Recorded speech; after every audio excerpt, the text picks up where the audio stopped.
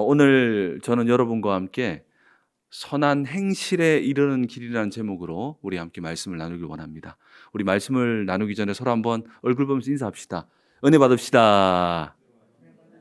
예, 정말 오늘 이 밤에 은혜 받았으면 좋겠습니다. 최근에 외신 기사에서 흥미로운 제목이 있어서 읽어보았는데요. 그 기사 제목이 바이든 젤렌스키에게 버럭했다 였습니다. 이 가운데서 혹시 이 기사를 읽어보신 분들도 계실 겁니다.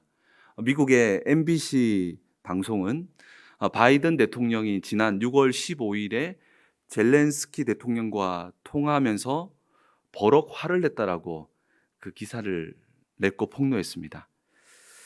바이든 대통령은 우크라이나에 179억 달러, 우리나라 돈으로 오늘 시세로 계산해 보니까 23조 8천억 원을 지원하였습니다. 바이든 대통령은 우크라이나 전쟁 초반에는 전쟁에 적극적으로 지원하지 않아서 비판을 자국 내에서 받았다면 지금은 너무 많은 지원을 한다는 비판에 직면해 있다고 합니다.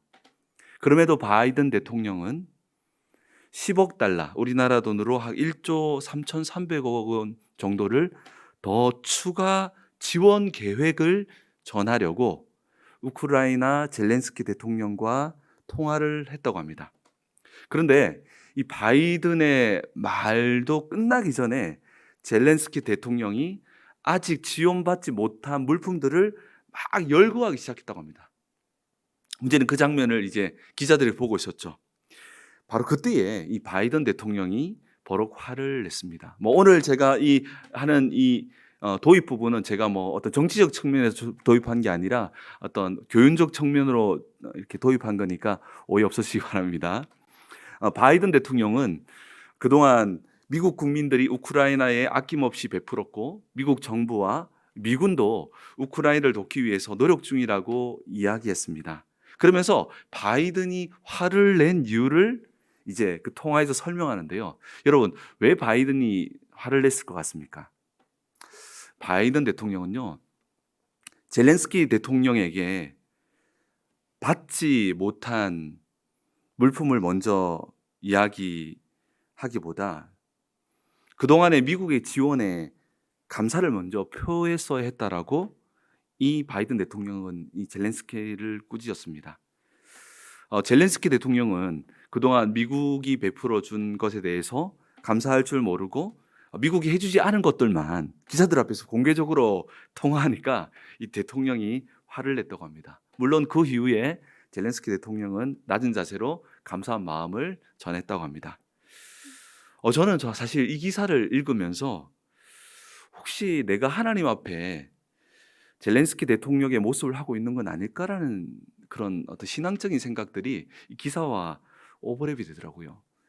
나에게 베풀어 주셨던 엄청난 것들은 보지 못하고 혹시 나는 부족한 것들만 바라보고 혹시 내 기도 속에서 하나님께 나열하고 있는 것은 아닐까라는 생각이 들었습니다. 여러분들은 어떻습니까? 그렇습니다. 우리의 인생에는 결핍으로 급한 결핍이죠. 급한 것들로 또 결핍한 것들로 가득합니다. 현재 우리에게는 부족한 것들이 많을 것이고요. 앞으로도 많을 것입니다. 그러나 신앙은요, 새로운 복을 받는 데서 시작되는 것이 아닙니다. 신앙은요, 이미 받은 복을 잊지 않는 데서 시작되는 것입니다. 신앙은요, 받은 복이 무엇인지를 잊지 않고 감사하는 데서부터 시작됩니다. 우리가 하나님과의 관계를 맺을 때 우리의 결핍을 나열하기 전에 하나님께서 우리에게 우리의 인생 가운데에 행하신 일들을 기억하며 감사하는 것이 참 중요합니다. 그러니 구약의 예배의 날이었던 안식일의 핵심 단어가 무엇인지 아십니까? 그것이 바로 기억하라입니다. 신명기 5장 15절에 보면 안식일에 대해서 기록하고 있는데요. 신명기 5장 15절에서 이렇게 말씀하고 있습니다. 너는 기억하라.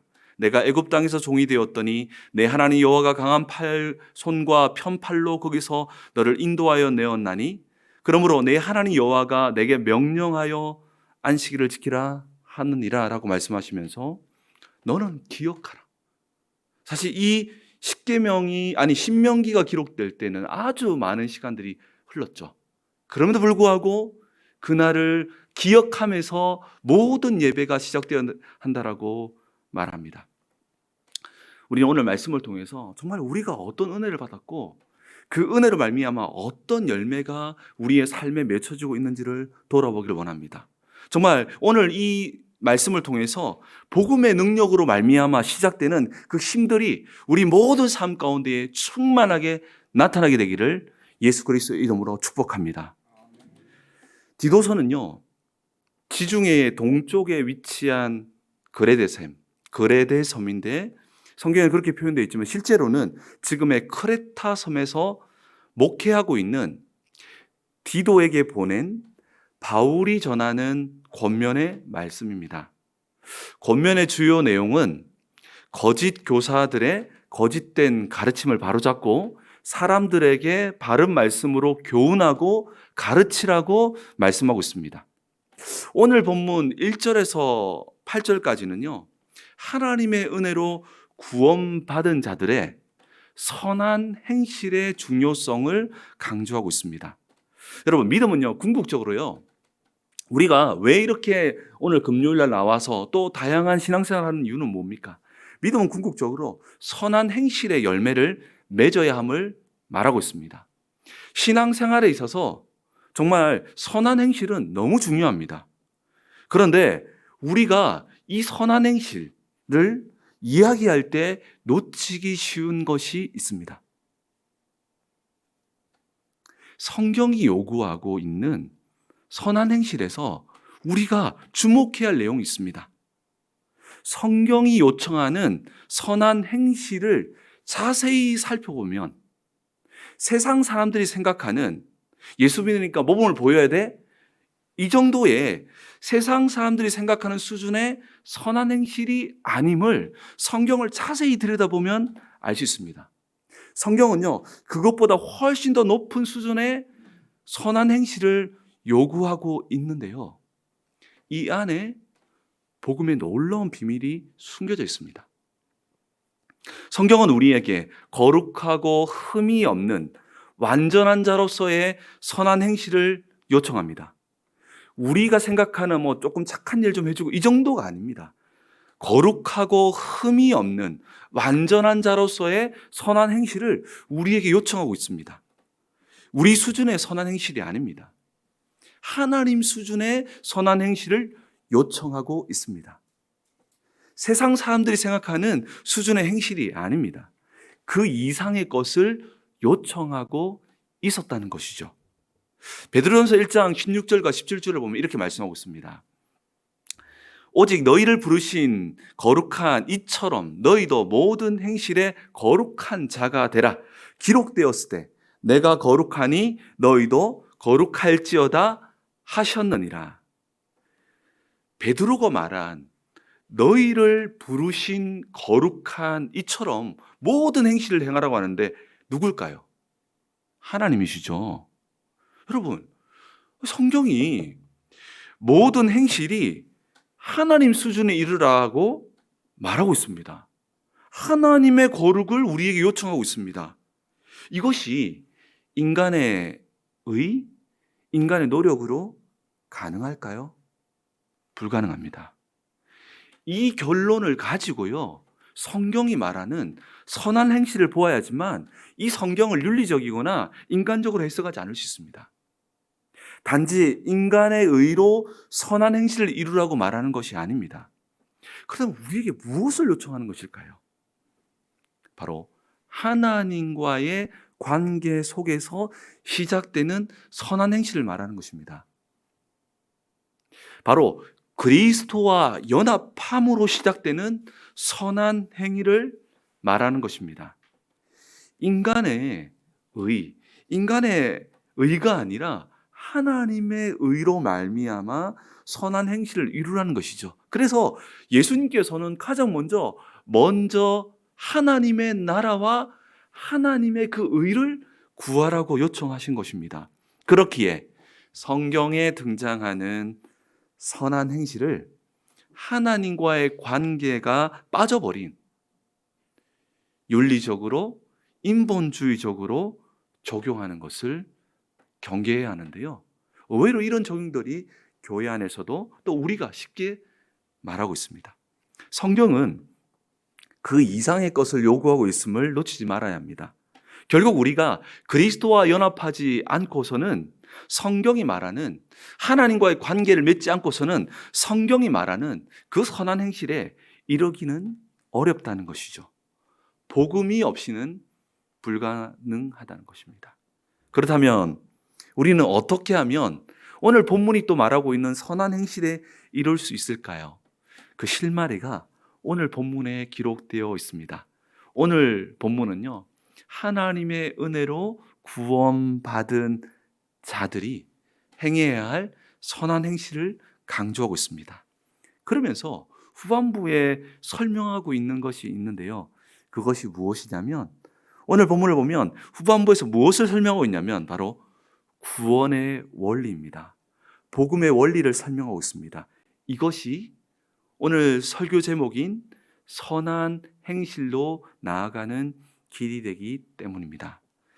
바울은 디도에게 먼저 그들을 핍박하고 죽였던, 사실 이 디도서는 디모데 전후서 사이에 있기 때문에 여러분 디모데 전후서는 사실은 바울이 제일 마지막에 기록한, 사실 그때 당시에 로마의 핍박이 가득한 시기였거든요. 그런데 그때의 바울은 디도에게 먼저 그들을 핍박하고 죽였던 원수 같았던 자였던 통치자와 권세자를 대하는 자세를 가르칩니다.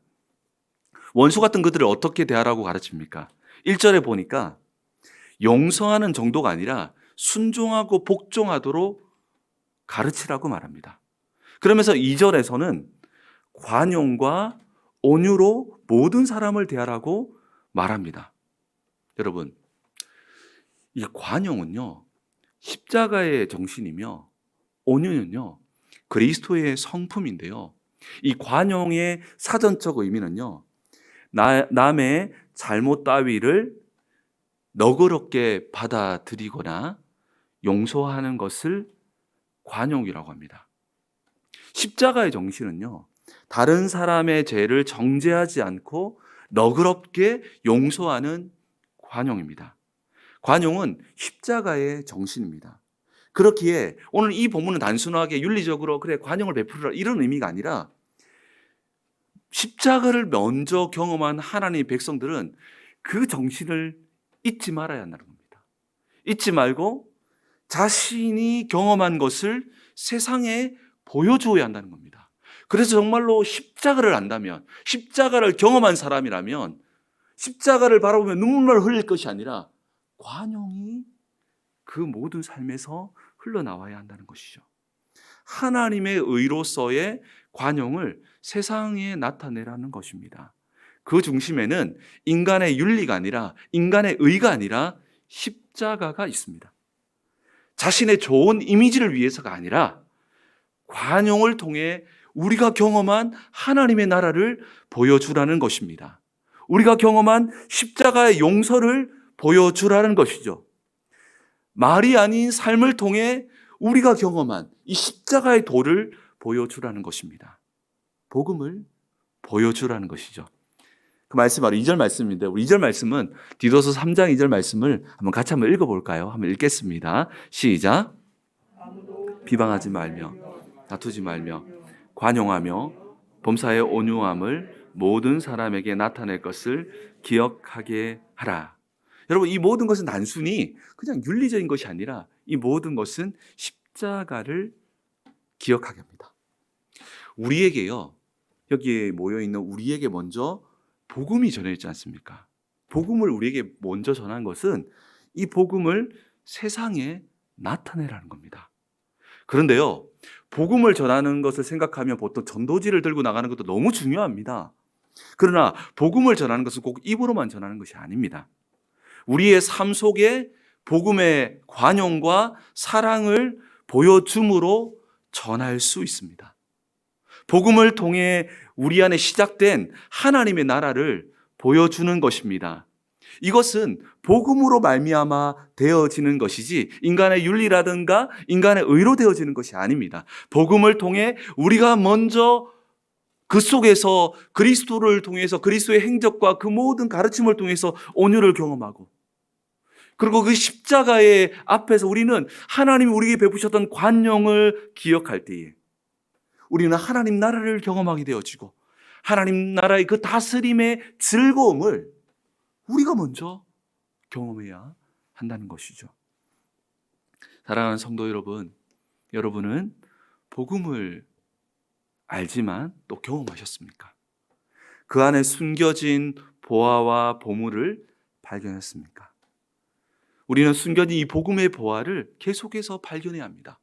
아, 목사님 저는 복음 알아요. 그럼 복음 모르는 겁니다. 정말 그 복음의 깊이와 넓이와 높이는 정말 너무나 깊기에 바울은 교회를 기도할 때에 그 하나님의 사랑의 넓이와 깊이와 높이를 정말 깨닫게 해달라고 기도했지 않습니까? 그렇게 우리는 하나님의 비밀인 그리스도를 더 깊이 알아가야 합니다. 그러면서 그 속에 보물과 보화를 발견해야 합니다. 이때 우리 안에 감춰진 하나님 나라를 경험하게 됩니다.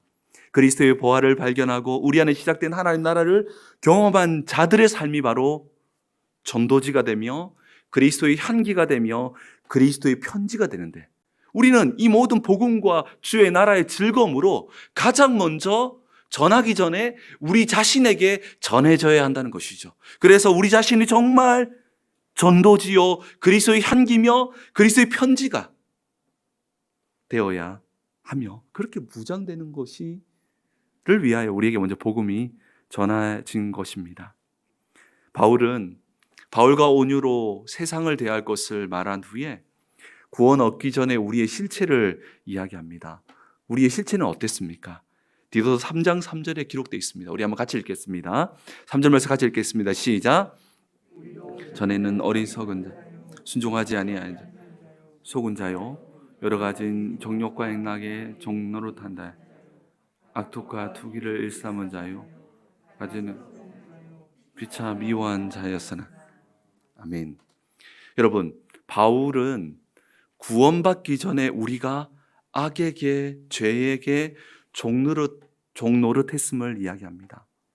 구원받기 전에는 자기 마음대로 살고 있다고 생각합니다. 그러나 실상은, 오늘 바울이 보여준 실상은 악에게 종노릇했다고 말합니다. 심지어 자기가 종이었음을 인지하지 못하는 비참한 상태였다는 것이죠. 오늘 새벽 말씀에서 우리 목사님께서 질서를 잃어버리는 삶은 결국 이와 같이 자유가 아닌 종노릇하는 것임을, 종이됨을 배웠습니다. 질서를 잃어버리면 자유를 잃어버리게 되듯 하나님의 질서인 말씀에서 벗어나면 우리는 세상의 종이 되는 것이죠. 오늘 본문은 악에서 종노릇하는 인생에서 자유하는 길을 제시합니다. 그렇다면 우리가 악의 종에서 벗어나 선한 행실로 어떻게 하면 나아갈 수 있을까요? 그 답변이 4절에서 7절까지입니다. 우리 4절에서 7절까지 말씀을 우리 다시 한번 더 같이 읽겠습니다. 시작. 우리 구주 하나님의 자비와 사람 사랑하심을 나타낼 때에 우리를 구원하시되 우리가 행한 바 의로운 행위로 하지 않지 않고 오직 그의 긍휼하심을 따라 중심의 씻음과 성령의 새롭게 하심으로 하셨나니, 우리 구주 예수 그리스도로 말미암아 우리에게 그 성령을 풍성히 부어주사 우리로 그의 은혜를 힘입어 의롭다 하심을 얻어 영생의 소망을 따라 상자가 되려 하심이라. 아멘.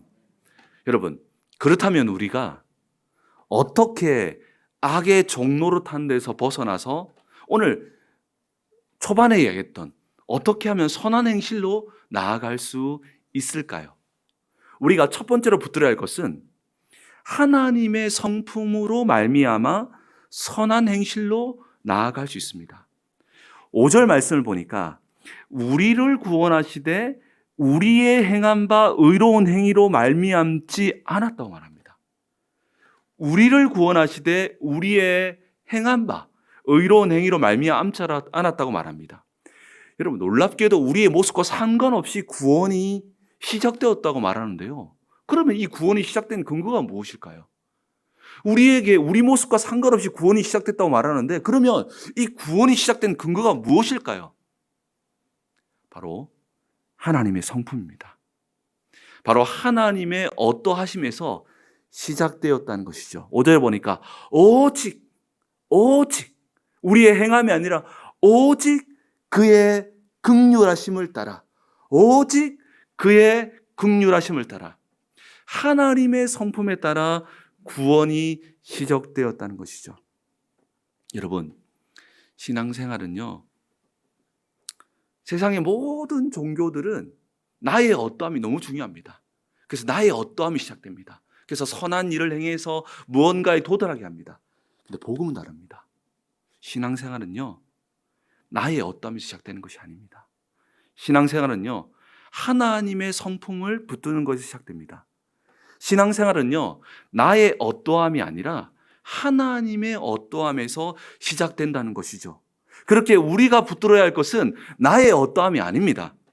나의 어떠함을 보며 날마다 내 모습 보며 실족하며 죄책감 느끼며 쓰러지고 실족하는 것이 아닙니다. 우리의 신앙은, 우리에게 준 복음은 하나님의 어떠함을 붙든 데서 시작됩니다. 복음은요, 광야에서 불뱀에 물린 자들이 놋뱀을 바라보듯이 하나님의 어떠하심을 쳐다보는 것입니다. 이때 놀랍게도요, 나의 어떠함이 치료되고 회복되는 것입니다. 이때 비로소 선한 행실이 우리 안에서 시작된다는 것이죠. 하나님의 성품을 붙들고 나의 어떠함을 쳐다보는 것은 굉장히 중요합니다. 오직 그의 긍휼하심을 붙드는 것이 중요하다는 것이죠. 여러분, 마틴 로이드 존스가 로마서를 강해하면서 그의 책에서 믿음에 대해서 이야기하는데, 제가 굉장히 인상적인 부분이 있어서 발췌해서 한번 적어보았습니다. 마틴 로이드 존스는 믿음에 대해 이렇게 말합니다. 어떤 사람들은 자기 자신을 정죄하고 자신의 죄를 지적하는 것을 위대한 영성의 표지라고 생각합니다. 그러나 또 다른 면을 보면 그것은 믿음에 대한 부정입니다. 믿음이란 전적으로, 그리고 다만 주 예수 그리스도와 그의 행하신 것만을 의존합니다. 한마디로 붙들면 우리의 행함이라든가 이런 것들이 중요하지 않다는 이야기가 아니라 하나님의 어떠함을, 그리스도의 행하심을 붙들고 의존함으로써 우리가 바뀌어지는 것이 바로 복음의 원리고 믿음의 원리라는 것이죠. 구원받은 이후에도 우리는 이 하나님의 성품을 의지하며 붙들고 살아야 합니다. 날마다 우리의 모습을 바라보고 우리를 바라보면 넘어질 수밖에 없고요, 죄책감 느낄 수밖에 없고, 우리가 죽기 전날에도 우리를 돌아보면 실족할 것들로 가득합니다. 그렇기 때문에 반드시 하나님의 성품으로 나의 어떠함을 보여야 한다는 겁니다. 우리는 하나님의 어떠함을 바라보아야 합니다. 오직 긍휼하심을 따라서 구원이 시작된 것처럼 그분의 성품을 의지하면서 우리의 연약함을 바라보는 것이 얼마나 중요한지요. 그런데 신앙생활을 하다 보면 세상의 이방 종교들처럼 우리 또한 나의 어떠함에 빠져버리는 우를 범할 때가 있습니다. 그런데 놀랍게도 복음을 통해 하나님의 어떠하심과 그리스도의 행하심을 묵상하며 바라보는데 놀랍게도요, 우리의 어떠함이 변화됩니다. 그분을 닮아갑니다. 이것이 복음의 능력입니다. 그렇게 십자가의 도를 기억하며 묵상하며 생각하며 잊지 않는 것이 너무너무 중요하다는 것입니다.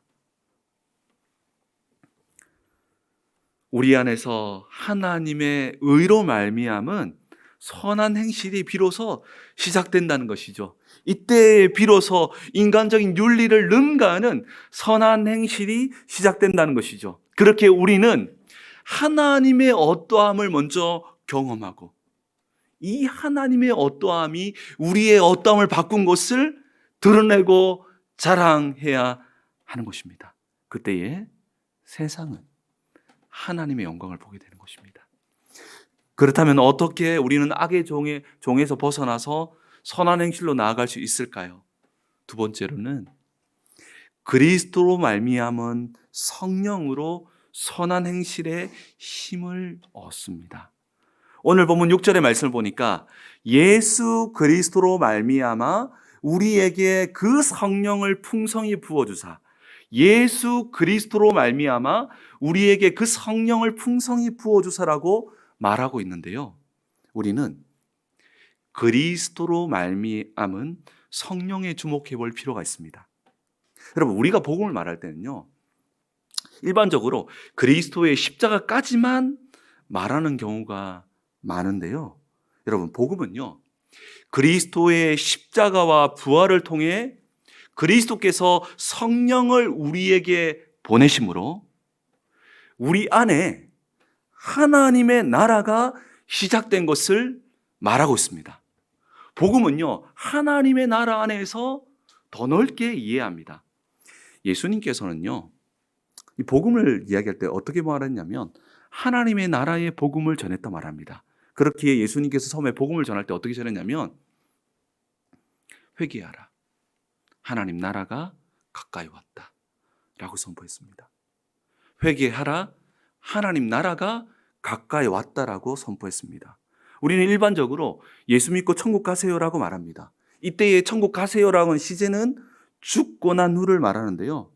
그런데 복음은요, 예수를 믿으면 지금 하나님 나라가 임하게 된다라고 말씀하고 있습니다. 이제는 더 이상 사탄의 나라의 종이 아니라는 것이죠. 사탄의 나라에서 우리를 완전히 자유케 하사 우리의 신분을 바꾸어 줬다는 것이죠. 그러면서 이제 우리에게는 하나님 나라의 다스림과 능력이 우리 안에 시작되는데요. 이것이 우리를 자유케 하는 것입니다. 이 모든 것이 바로 그리스도로 말미암은 성령을 통해 시작되는 것입니다. 이것이 바로 우리가 받은 구원이라는 것이죠. 정말 저는 오늘 새벽 말씀에서 정말 질서 있게 행함이 진정한 자유라는 이 목사님의 말씀을 들으면서 정말 이 복음의 깊이가 너무 깊다는 생각을 많이 했습니다. 그리스도로 말미암은 성령. 여러분, 성령은요, 그리스도로 말미암아 우리에게 임했습니다. 그리스도로 말미암은 성령은 무질서한 우리를 질서 있는 곳으로 이끕니다. 그 안에서 진정한 자유를 경험하게 하는데요, 바로 하나님의 나라입니다. 그렇게 바울은 고린도서 3장 17절을 통해서 주는 영이시니 영이 계신 곳에 자유가 있느니라. 바꾸고 말하면 영이 계신 곳에 질서가 있느니라. 마태복음 12장 28절에서는 뭐라고 말합니까? 우리 한번 12장 28절은 우리 자막을 보면서 함께 읽어보도록 하겠습니다. 읽겠습니다. 시작.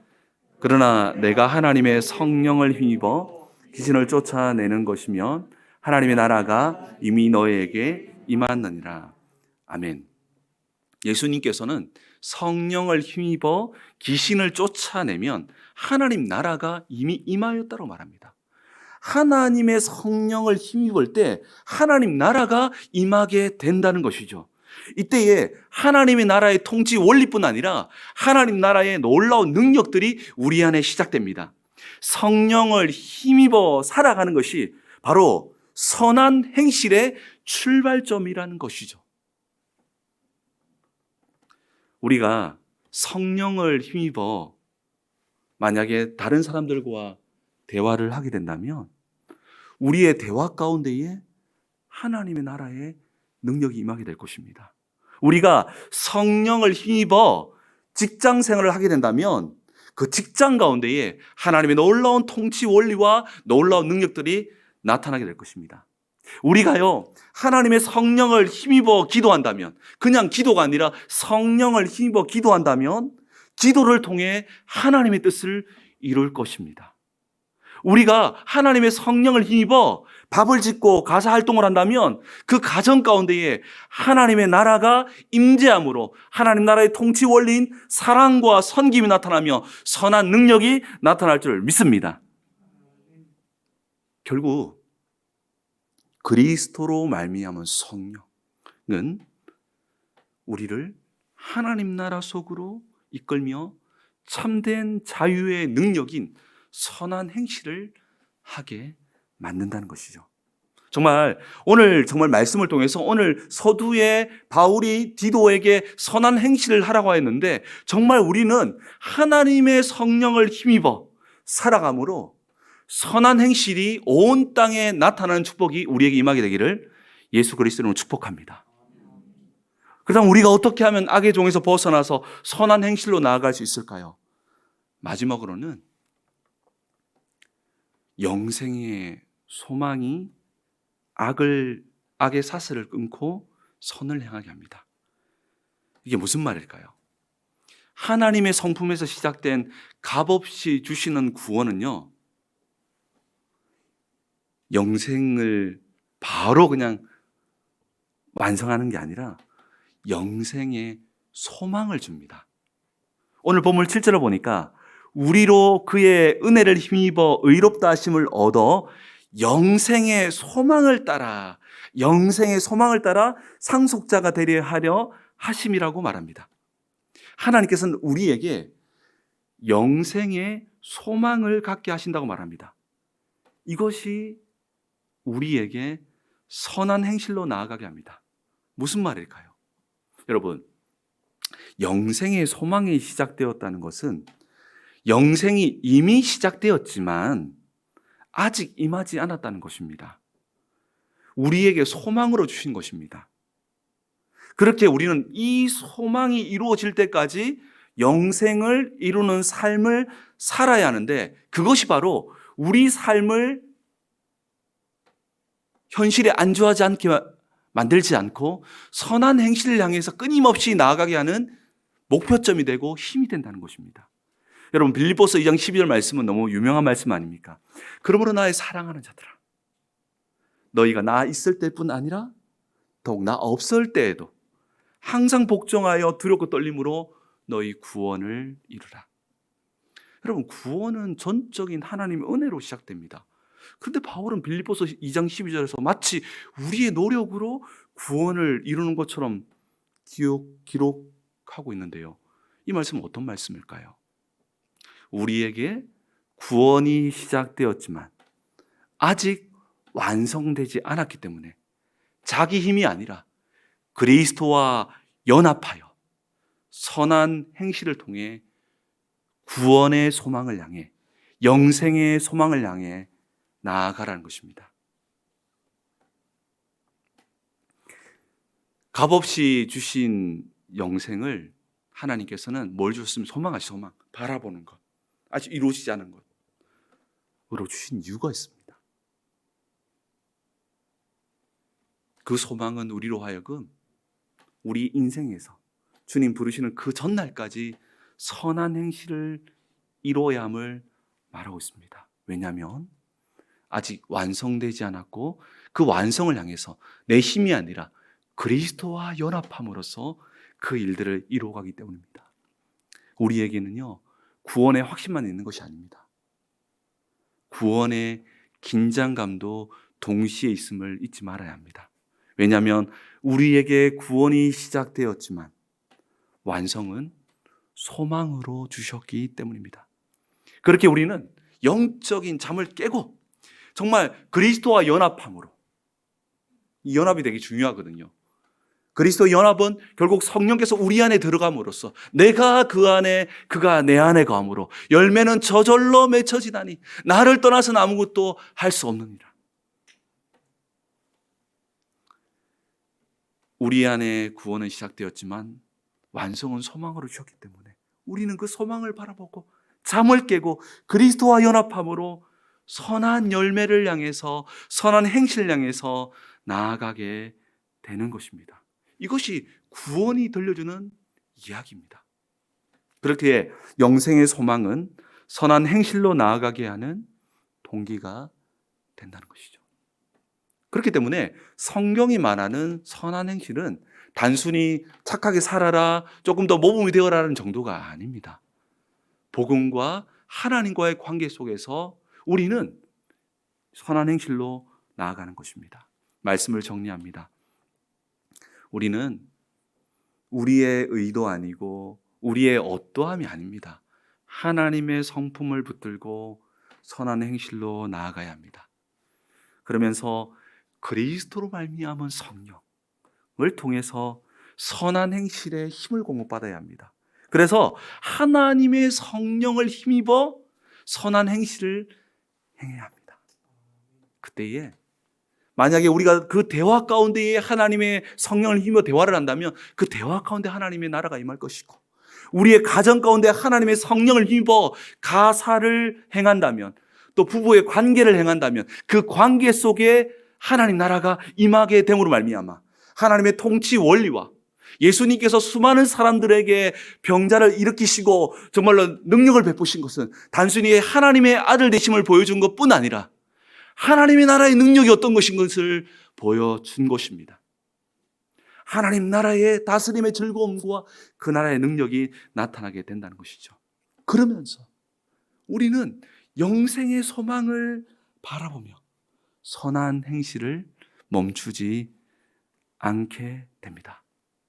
그렇기에 오늘 본문에서 바울이 성도가 마땅히 행해야 할 선한 행실을 말한 다음에 이와 같이 구원의 원리를 기록하고 있는 것입니다. 이 구원의 원리가 바로 우리가 선한 행실로 나아가게 하는 힘이라는 것입니다. 바로 복음이라는 것입니다. 오늘 말씀을 통해서 정말 복음을 통해 선한 행실을 이루는 인생 되기를 예수 그리스도 이름으로 축복합니다.